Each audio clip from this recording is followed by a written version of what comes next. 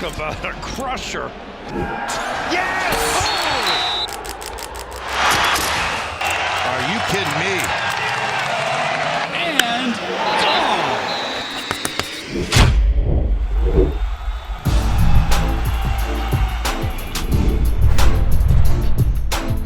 Welcome back to the Schoolyard Sports Lane Frank podcast. I'm this podcast, Lane Frank, and we are back from our summer hiatus. We're coming back with a big episode. We've got our full NBA mock draft. We've got an interview with Pro Bowl running back Aaron Jones, and so much more. So stay tuned for Schoolyard Sports Lane Frank, episode number 41. Let's get into it.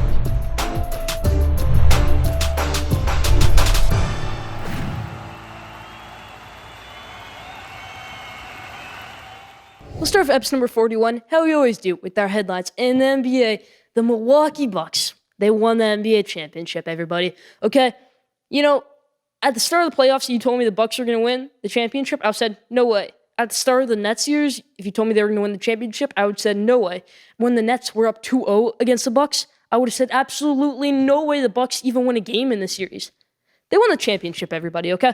Giannis Antetokounmpo is the best player in the NBA. Prove me wrong. Devin Booker, great player. Great player. Chris Paul, great player. Didn't get a ring. Okay, he's a Hall of Famer, but he didn't get his first ring. Didn't make his first finals, though. Chris Paul. Congratulations, Giannis Antetokounmpo. Congratulations, Chris Middleton. Congratulations, Drew Holiday. What a season by the Milwaukee Bucks. What a season. Giannis Antetokounmpo now has 2 MVPs and 1 championship. You cannot say he's the second best player in the NBA. He's the best player in the NBA right now, Giannis Antetokounmpo. Okay, not LeBron, not Kevin Durant, who he beat. Okay? It's Giannis Antetokounmpo, everybody. Best player in the NBA is Giannis Antetokounmpo, in my opinion. All right, Jonas Valanciunas got traded to the Pelicans, and this is a great deal, in my opinion. Okay, for both teams, really, because the Grizzlies get Steven Adams, they get Eric Bledsoe, maybe a little help with John Morant a little bit, even though he's entering his 3rd year. Okay, but they get the number 10 overall pick, and they get a 2nd-round pick. That's 2 big acquisitions, okay? They also give up Jonas Valanciunas, but they get Steven Adams in return. Good deal for both teams, in my opinion. Pelicans also get the number 17 pick in return with Jonas Valanciunas. Good deal. Win-win for both sides, in my opinion. Pelicans needed to get rid of Steven Adams and Eric Bledsoe, and the Grizzlies were trying to move off Jonas Valanciunas, get a top 10 pick and 2 players in return. That's a good deal, in my opinion. Win-win for both teams. Let's move over to the NFL, where there is so much news. NFL training camp has started, everybody, okay? And the 2 biggest headlines this offseason were what? Aaron Rodgers and Deshaun Watson. The whole offseason talk, they're not going to go to training camp. They're not going to play season. They both reported training camp on day 1. Okay, Deshaun Watson, can you really say run it back right now? We're going to make the playoffs this year. Can you really say you're going to play a full season after everything that happened this offseason? Okay, you basically said to your teammates, I don't think you're good enough. I'm trying to leave this team in the offseason. And then you had everything off the field go on in the offseason. I really think they should trade him. I really think they do trade him to a team like the Panthers, something like that. I really do think they'll happen to the Broncos. I mean, because I think Aaron Rodgers is off limits right now. I think the Broncos are going to push heavy for Deshaun Watson right now. I just don't think you can trade a quarterback of that caliber midseason, a starting quarterback midseason. I don't think you can do that to a team. Okay, I think Deshaun Watson might not play much this year, in my opinion. I think they might just go with Tyrod Taylor, honestly, because Deshaun Watson, who knows what's going to happen. Okay, maybe he does another holdout or something. Okay, I know he's there right now because he doesn't want to get fined. But it seems like Texans have come to a decision to get rid of him, which I agree with, 100%. You're going to get a lot of first-round picks. You're going to get a good offer from a team like Denver. You're going to get a good offer from a team like Carolina. You are. Deshaun Watson. It's such a complicating situation, but I guess he is running it back. Let's move over to Green Bay, where there is a lot of news with their quarterback, Aaron Rodgers. Is it one last dance? Is it the last dance? Aaron Rodgers, Devontae Adams, maybe their last season with the Green Bay Packers. I think it's going to be a good one. I think they do have a big shot to win the championship, but they are under so much pressure right now. Okay, he's going to run it back. It's going to be a very interesting team to watch a season, in my opinion. I mean, fun team to watch. More improved defense, in my opinion. Aaron Rodgers at quarterback. Aaron Jones, Pro Bowl running back. We've got later on in this episode an interview on that team. Devontae Adams at wide receiver. Okay, this team, they're not no scrubs. Okay, they made the conference championship last year. They were a touchdown away from winning that game and going to the Super Bowl, everybody. Don't forget about that. They got the MVP from last season. Aaron Rodgers coming back. This team's new and improved, in my opinion. I think they can make a long run, especially with Aaron Rodgers back at the helm. Quarterback. Let's move to the MLB. There's lots of news. Okay, the MLB hot stove is back, everybody. Chris Bryant might get traded. Javier Baez is probably going to get traded. Anthony Rizzo is probably going to get traded. I really think the Cubs keep them. Okay, maybe not all of them. I think Rizzo might be gone. I think Baez might be gone. but at least Chris Bryant, okay? Because I do think there is a chance they can get Chris Bryant back in the offseason. That's why I think they hold on to him.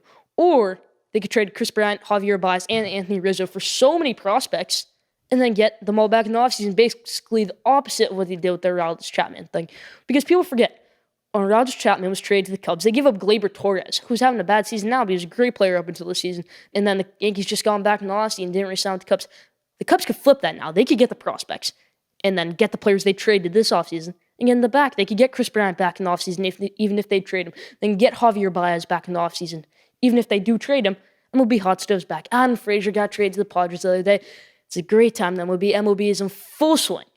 Playoff race coming down. It's going to come down to the wire. I mean, race to October, everybody, okay? That's about for the headlines this week. Leave your thoughts in the comment section.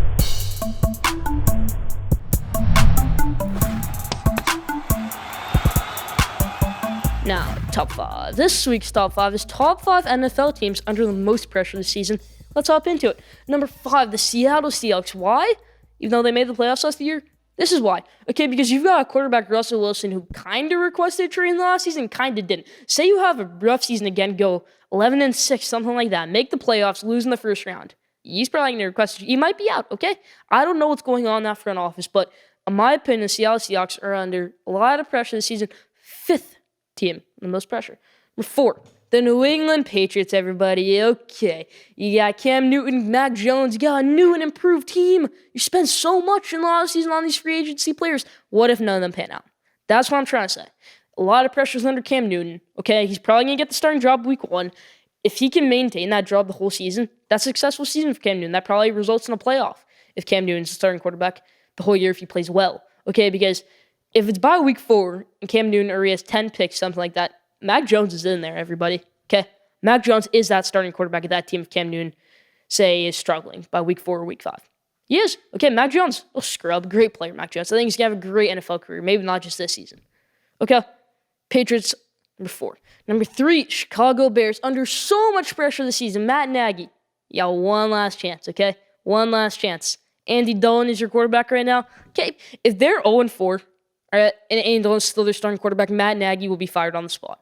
If they start off 0-2 or 0-3 and Justin Fields is not the quarterback next week, I can guarantee you in a heartbeat Ryan Pace and Matt Nagy will both be fired, okay? I can guarantee you that, everybody. I can. Okay, Chicago Bears under so much pressure this year. Got rid of Mitchell Trubisky. Number 3. Number 2, the Los Angeles Rams, everybody. Okay, new and improved team. Matthew Stafford at quarterback. All right, you trade Jared Goff, a quarterback who brought you to the Super Bowl, okay? Quarterback who paid $160 million to. Big mistake if you're not going to keep him, okay? They got Matthew Stafford. Say Matthew Stafford's no good. You gave up first-round picks. You haven't had first-round picks since 2016. Okay, you don't have one until like 2024.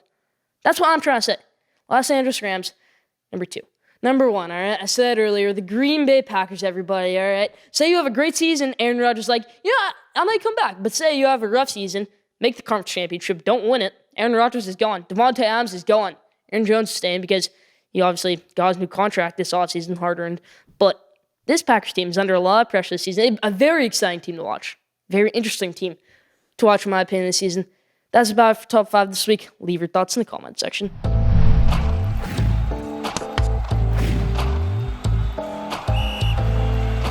All right, we're back, Schoolyard Sports fans, with an amazing interview with Pro Bowl superstar NFL running back Aaron Jones, the Green Bay Packers.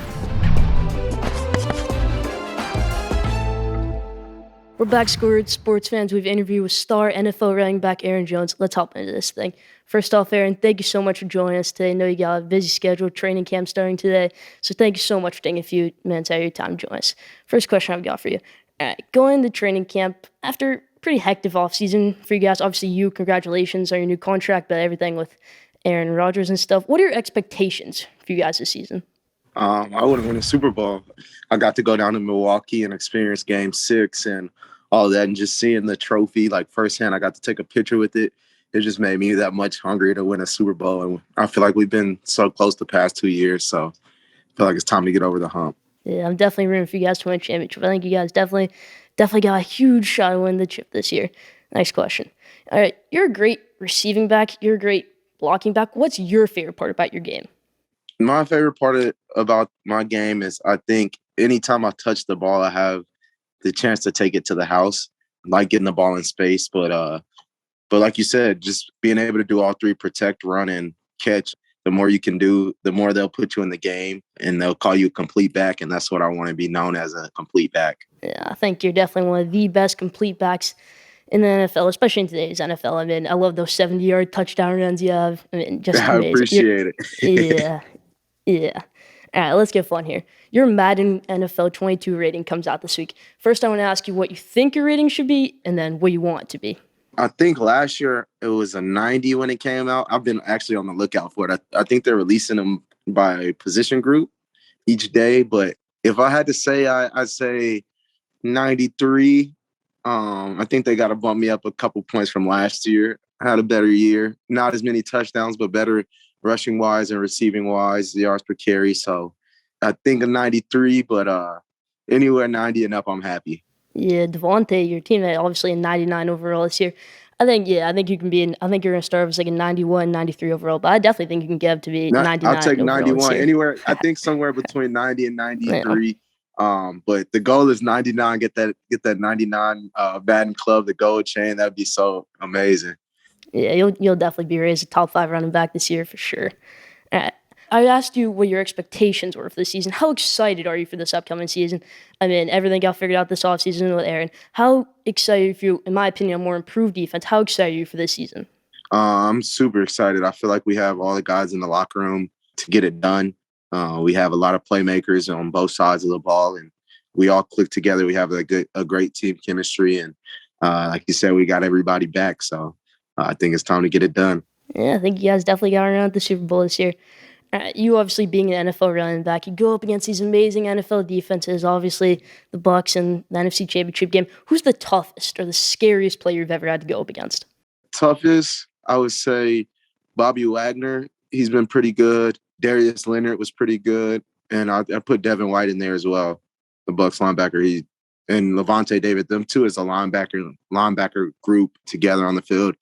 They're just as fast as running backs, and so they fly over blocks or go underneath blocks, and they're still able to make the plays. Yeah, I mean, Devin White went to college being a college running back. Who do you think is the best linebacker in today's game right now? Ooh, that's tough. Oh, I forgot Fred Warner in that group as well. Yeah, He's a great linebacker. Yeah. Man, if you had to ask me, ooh, that's a tough question. Hold on. You said best linebacker? Best defensive player in the NFL. You ever had to play against Aaron Donald? I have had to play against Aaron Donald, but I would say the most disruptive that we've played against, probably, I'm gonna have to go with Bobby Wagner. He gave me a tough game. Like everywhere I was, he was like, I had space in the hole, and he's like literally mirroring every step I take. And he's strong, and he's a true leader. So I would say him. And then I would say all those linebackers. I don't know. It's hard to put 1A, 1B, one. Yeah. Like I'd put a 1A, 1B, 1C. They're all some pretty good linebackers. Yeah, Bobby's always flying around the field. You being a 4th-round pick from UTEP and then making your way up to being now one of the best running backs in the NFL. What was that journey like? If you could talk about that for a minute. Yeah, it was I expected to be where I'm at, but it was a journey that I had to just stay patient. Stay true to myself and continue to work. When I first came in, I was the 4th back on the depth chart. Week 1, I made the active 53. They only dressed 46, so I wasn't even a part of the 46 to dress. Had 3 other backs to dress, and just knowing that I had to do everything I could to show them that I could play. And so once I got my opportunity, I would do everything possible in practice. But once I got my opportunity, I know I had to make the most of it. When I got the ball in my hands, and when I did, Aaron Rodgers noticed, and so did some of my other teammates, and that's kind of how I started playing more. He would turn to the sideline and be like, "I want 33 in the game." That's amazing. What would you say to a high school recruit who doesn't have many offers right now? I mean, you had an offer from UTEP, where you just balled out UTEP. What would you say to someone who doesn't have many offers and just wants to be an NFL player? What would you say to them? I would tell you it doesn't. Not that it doesn't matter what school you go to, but it doesn't. The NFL will come find you if you have talent. Your film is your walking, talking resume. You've seen guys from D2 schools get drafted. I've played with guys who are from D3 schools. And so the league, the scouts, they that's their job. They scout 24/7. So they'll come and find you if you can play. So just continue to work hard and remember that your film is your walking, talking resume. Yeah. What was your experience like at UTEP? I mean, you're probably the best offensive player in UTEP football history. What was your experience like there? If you talk about that for a second. I had a great experience. I moved to El Paso in middle school. I played high school football there. So being able to stay, El Paso's home for me. So being able to stay home and play in front of the people I grew up in front of and played middle school and high school and having them come to the games and support me and just having like the whole city behind me and my brother, it meant a lot. And I had the time of my life and I wouldn't trade it for anything. I got to be the focal point of the team and of the offense. So they showed me a lot of love there and they continue to show me love when I go back. So I love El Paso and I love UTEP. Yeah, obviously you play with your brother in UTEP.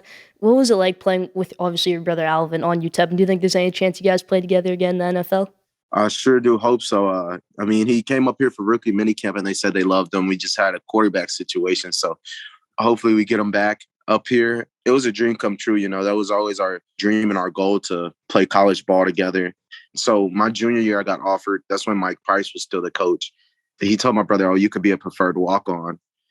He didn't think he was good enough for a scholarship. And then Coach Cougs came in and offered him. And he was like, of course you got the offer. Like, I cut on your film. You're good. And then it's funny how things work out because Coach Price ended up coming back after I left for half a year. And he apologized to my brother. And he's like, I didn't think you were going to turn out to be the player you are. So that's another thing to kids. Don't worry. Continue to work hard and it'll pay off. I mean, I always remember going to UTEP games, seeing you guys. Probably my favorite play when you were at UTEP, I think it was a game against Old Dominion. You had a touchdown pass, actually. And then, do you remember that play? That was an awesome play. Yeah, I do. I'm 1 for 1 in my college career with passing, and it's 4 touchdowns. So, Wow. All right, I'll leave you with this. I love your game, Aaron, but I'm even more amazed at how much you give back to the El Paso community, and that's equally as impressive. Thank you so much for all. If you want to talk about that for a second, how much you give back to the El Paso community. Oh, definitely. I like to be very involved in my community, especially with the youth. I feel the youth is the future. And me and my brother have a charity, A&A All the Way, and it's pretty much for the youth and being a resource for our youth in our community. And we've done bike giveaways, turkey giveaways for Thanksgiving, shoe drives, shoe giveaways, free camps. We just finished our 4th annual camp that was free for the kids. And I'm a big believer in supporting the people who support you. And, I'm an underdog and really nobody believed in me except for the people in El Paso. And they've continued to support me from the time I was in 7th grade to now. So that's why I show so much love and support. And I throw up 915 when I score and just trying to put the city on the map. All right, Aaron, thank you so much for joining us. I want to ask you one last thing. How many touchdowns do you think you're going to have this season? At least 20. I at least want 20. Yeah. At least. It definitely can happen. I mean, didn't you do it 2 years ago, 2019? Yes, sir. I want to lead the league in scoring. Yeah, I think you definitely will. Thank you so much for joining us, Aaron. Know everything with training camp. Thank you so much for taking time every day to join us. No, thank you for having me. You do an amazing job. Thank you. Have a great season, Aaron. Thank you. All right, thank you so much to Aaron Jones. That was a great interview. Many more interviews like that to come, Schoolyard Sports fans. Let's get ready for the NBA draft. Here's my mock draft coming up.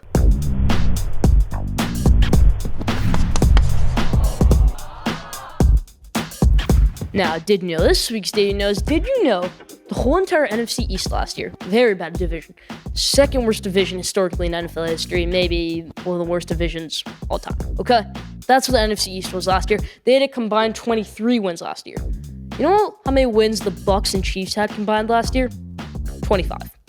That's all I gotta say. 2 teams combined had more wins than a whole entire NFL division did last year.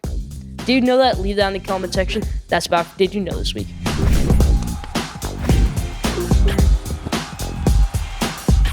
All right, everybody. We have our full lottery NBA mock draft, everybody. Okay, the NBA draft is here. I'm excited. All right, let's hop into my last and final mock draft. Okay, let's try to get all the picks right. Probably won't happen, but let's see. My full NBA mock draft. Let's hop into it. Number 1, the Detroit Pistons. I don't think they trade the pick. I do not think they trade the pick. I do think they take Cade Cunningham, point guard, Oklahoma State. Maybe he could switch to a small forward when he gets to the league. In my opinion, the next Paul George. But I did read something. I don't think they're trading this pick, okay? they gave up, the Thunder offered Shai Gilgeous-Alexander and the number 6 pick for that pick, number 1. And they said no. They like Cade Cunningham over Shai Gilgeous-Alexander and the number 6 pick. Okay? That's shocking to me in my opinion. Okay? That is. Pistons take Cade Cunningham, number 1. They're locked in on it. They would have taken that deal if they were going to trade this pick. I don't think they traded the pick. Number 1, Detroit Pistons select Cade Cunningham. Number 2, the Houston Rockets are on the clock. Now it's a different story. Maybe they trade this pick. In my mock draft, I don't see them trading this pick. I think they take Jalen Green. Okay, listen up, Steven Silas. Listen up, Houston front office. If you take Evan Mobley, if you take Jalen Suggs, that'll be the biggest mistake in franchise history. Bigger mistake than all the blatantly stupid trades in the past couple years. Okay, worse than the James Harden trade. That decision will be worse than the James Harden trade, in my opinion. Okay, number 2 pick, the Houston Rockets. They better take, and they will take, in my opinion, Jalen Green, shooting guard, G League. Okay, an amazing player, Jalen Green, an amazing player. Number 2 pick, Jalen Green, goes to the Houston Rockets. Number 3, Thunder. I think they trade out for this pick, okay? The Cavs currently have the pick. I do think the Thunder trade to get the pick, okay? So many talks about the Thunder moving up to the top 3. First 2 teams didn't want to do it. I think the Cavs do it, okay? Because I think the Cavs have their eyes set on one player, we'll name later, and I think they can still get that player at number 6, okay? They get the number 6 pick, and they get a few other picks, the Cavs, because the Thunder have so many picks for years to come, and they can give up a few, okay? I think they have 36 picks for the first round, second round, next 5 years, something crazy like that, okay? Oklahoma City Thunder trade up to get the number 3 pick. And with the number 3 pick, I have them taking Jalen Suggs, great point guard, out of Gonzaga. Okay, when I said that the Rockets shouldn't take Jalen Suggs at number 2, I wasn't knocking Jalen Suggs. I was just saying Jalen Green's a better player. Jalen Green's a better fit for the Rockets. Okay, the Thunder, if you have a combo of Jalen Suggs and Shai Gilgeous-Alexander for 5 years or more to come, that might result in the championship, just those 2 alone. Okay, I'm not kidding. You see Chris Paul and Devin Booker. It's going to take a couple years, 3, 4, maybe 5 years, okay? But you see a backcourt of Chris Paul and Devin Booker make the finals. Why not a backcourt of Jalen Suggs and Shai Gilgeous-Alexander? That's all I'm trying to say here, okay? I think the Thunder trade up, get the number 3 pick. And with the number 3 pick, I think they take Jalen Suggs. Number 4, Toronto Raptors. I think the Toronto Raptors, with the number 4 pick, a lot of options. You got Scotty Barnes. You got Evan Mobley. I think they take Jonathan Kuminga. Small forward, also G League. Okay, you want to know why? Because who's the greatest player in Raptors franchise history? It's Kawhi Leonard. Okay, can't say DeMar DeRozan never got them a championship. Okay, you just didn't. It's Kawhi Leonard, only player to ever get them a championship. Who's the next Kawhi Leonard? That's Jonathan Kuminga. He is the next Kawhi Leonard.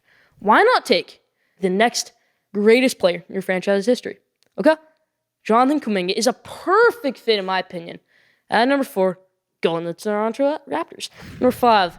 The Orlando Magic are on the clock, everybody. Okay, I think they take Scotty Barnes, the next Draymond Green. A little bit more overhyped, in my opinion, they should be. Not overrated, overhyped. He's a good player, but he's overhyped. Okay, doesn't have a great 3 shot, okay? He doesn't score much, but he could be the next Draymond Green, in my opinion. He could. That's why I think the Orlando Magic take him at pick 5.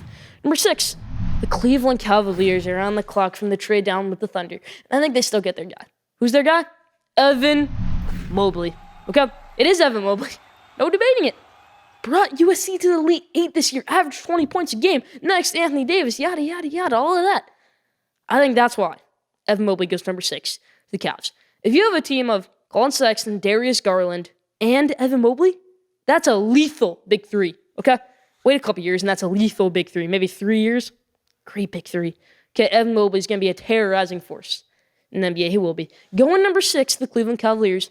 My mock draft. Number 7, the Warriors are on the clock. Okay, there's so many opportunities with this pick. So many great players available. Do they trade for Bradley Beal with this pick? Yeah, there's a lot of things that can happen. I don't think they trade for Bradley Beal. I think they keep this pick. And with the number 7 pick, I think they take James Bouknight, guard UConn. Okay, he's been flying up draft boards as of late, and I love his game, okay? James Bouknight balled out in the Big East tournament this year, okay? Balled out in the one game he had in the NCAA tournament. He did. Great player, James Bouknight, flying up draft boards, like I said. Going number 7 to the Warriors. If you have a trio of Stephen Curry, Klay Thompson, James Bouknight, that's amazing. Whether they keep this pick or they don't. If he's available at this pick and they're not trading it, they're taking him. Okay, they are. James Bouknight going number 7 overall. The Golden State Warriors. Number 8, The Orlando Magic are on the clock yet again. Who do they take? Keon Johnson. Okay, you're saying, oh, Keon Johnson, a little too early for him. Maybe late lottery, maybe late first round. Okay, he's been flying down draft boards. He was really supposed to be a top 7 pick, and now he's kind of flying down. But I do think the Magic take Keon Johnson. Really good player. Came off the bench this year for Tennessee, but that's just because lineup issues, stuff like that. Really, really good player, Keon Johnson. I think the Orlando Magic take him with the number 8 pick. Number 9, Sacramento Kings are on the clock. All right, they take my Michigan guy, Franz Wagner, only 19 years old, such a great scorer, got a great 3-point shot. Okay, he can drive to the hoop, he can penetrate to the hoop. Great player, Franz Wagner. They take him. And number 9. Number 10, Memphis Grizzlies are on the clock, and there's Moses Moody who's available right now. John Morant, Moses Moody, Dylan Brooks, Jaren Jackson. That's all I have to say. They take Moses Moody right here, and that can be your team next year. That can be 4 or 5. That's what I'm saying. They take Moses Moody here. Great player, had a great freshman year. He goes number 10 overall to the Grizzlies in my mock draft. Number 11, Charlotte Hornets are on the clock. All right, you got your point guard of the future. You got your player of your future. Let me restate that, LaMelo Ball. And they take Jalen Johnson. Okay, Jalen Johnson, might not know who that is. All right, he played a few games for Duke this year, then opted out. It was going to be a higher pick if he didn't opt out for some reason. But he's a power forward. Good pick. Safe pick, in my opinion, for the Charlotte Hornets. It is, and I think they take him. Number 12, San Antonio Spurs are on the clock. I think they trade down, all right? James Bouknet's gone. A couple guys are gone. Jalen Johnson is already gone. I think they trade down with the Wizards. And the Wizards, I had number 12 take Corey Kispert out of Gonzaga. Such a great player. Okay, can be the next Joe Harris for you. Be the next Kyle Korver, Gordon Hayward, something like that. That's Corey Kispert can be. Really, really good player, in my opinion. Corey Kispert, I have him going number 12. The Washington Wizards. Wizards straight up to get Corey Kispert. Number 13, second to last pick of this mock draft. The Indiana Pacers are on the clock. I think they take Davion Mitchell, point guard. Baylor, all right? Had a great NCAA tournament, won NCAA tournament MVP. Okay? Had a great national championship game. Flew up draft boards after that, kind of steady now, but I think the Indiana Pacers, with Michael Brogdon, everything going on, maybe he isn't in Indiana long-term. Karis LeVert might not be in Indiana long-term. I think they take Davion Mitchell, point guard, out of Baylor, number 13 pick. Number 14, the last pick of this mock draft. The Warriors are on the clock again with number 14 pick. They're not going to trade for Bradley Beal, okay? I'm just going to blatantly say it. All right, the draft is in 2 days, everybody. The Wizards aren't going to come to a decision, say, we're trading Bradley Beal, and then have 1 day to go through every single offer. They're not going to do that, all right? It's going to be a long process. There's not enough time to get Bradley Beal, in my opinion, because the Wizards are going to want to weigh all their options, see things out. Okay, that's why I don't think they trade for Bradley Beal, at least until after the draft. Maybe after the draft they can get him. Okay, maybe they can. With the number 14 pick, I think the Warriors trade down. They trade with the Toronto Raptors. Raptors get their second lottery pick, and they take point guard Josh Giddey from Australia. Played in the NBL league, same league Melo Ball played. He almost averaged a triple-double this year, everybody. Okay, maybe the next Russell Westbrook playing for Team Australia in the Olympics right now. Great player, Josh Giddey. The Raptors, they took their franchise player of the future, Jonathan Kuminga, with number 4 pick in my mock draft. I think they trade up to get another lottery pick. The last pick of the lottery, the last pick of this mock draft. I think they take Josh Giddey. This would be a great pick. That's about for my NBA mock draft. Leave your thoughts in the comment section. Leave who you think the number 1 pick will be in the comment section. Do you think the Pistons will trade down? Do you think the Warriors will get Bradley Beal on draft night? Leave your answer in the comment section.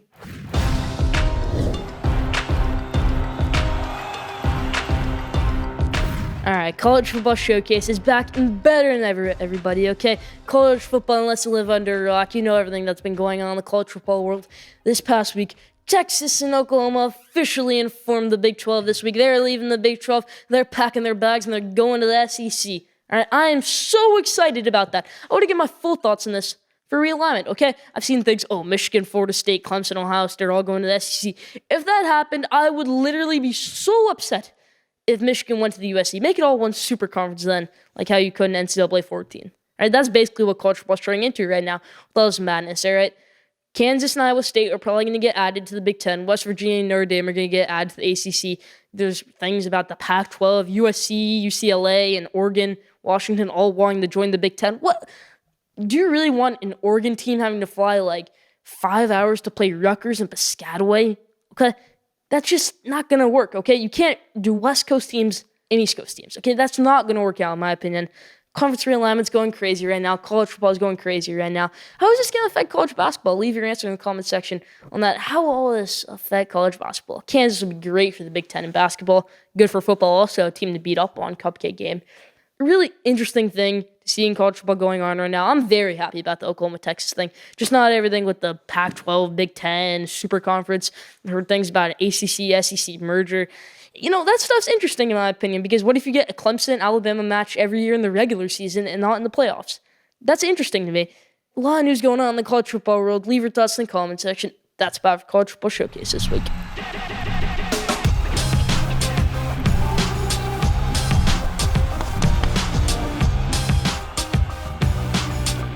Now, question of the day, the best for last. This week's question of the day is, who is your pick to win the Super Bowl as of now? I know it's early. You're way too early Super Bowl prediction. Mine, I'm going to say the Tampa Bay Buccaneers again, okay?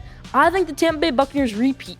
Only team to ever return all 22 starters. All 22. Only team to ever do that after winning a Super Bowl. Tampa Bay Buccaneers. That's why I'm picking them to win the Super Bowl. But who's your Super Bowl pick? Is it the Packers? Maybe one last dance?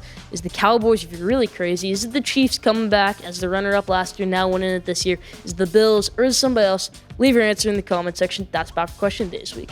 That's about for Schoolyard Sports Lane Frank, episode number 41. Thank you for tuning in. Follow Schoolyard Sports on Instagram at Schoolyard Sports. Follow Schoolyard Sports on Twitter at Schoolyard Sport. Don't forget to subscribe, rate, and review for the best sports content in the world. We'll be back here next week in episode number 42. Stay tuned.